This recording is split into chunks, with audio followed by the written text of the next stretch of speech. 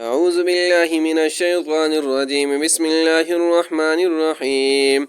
سبح لله ما في السماوات وما في الأرض وهو العزيز الحكيم.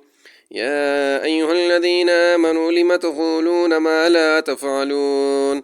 كبر مقتا عند الله أن تقولوا ما لا تفعلون. إن الله يحب الذين يقاتلون في سبيله صفا كأنهم بنيان مرصوص.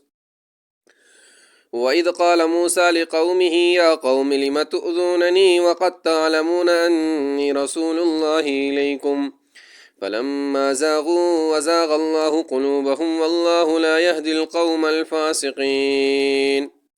وإذ قال عيسى ابن مريم يا بني إسرائيل إني رسول الله إليكم مصدقا لما بين يدي من التوراة ومبشرا برسول يأتي من بعد اسمه أحمد. فلما جاءهم بالبينات قالوا هذا سحر مبين. ومن أظلم ممن افترى على الله الكذب وهو يدعى إلى الإسلام والله لا يهدي القوم الظالمين. يريدون ليطفئوا نور الله بأفواههم والله متم نوره ولو كره الكافرون. هو الذي أرسل رسوله بالهدى ودين الحق ليظهره على الدين كله ولو كره المشركون.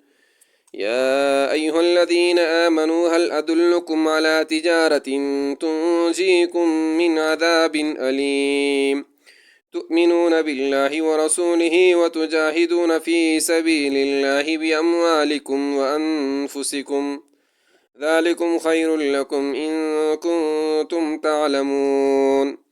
يغفر لكم ذنوبكم ويدخلكم جنات تجري من تحتها الأنهار ومساكن طيبة في جنات عدن ذلك الفوز العظيم.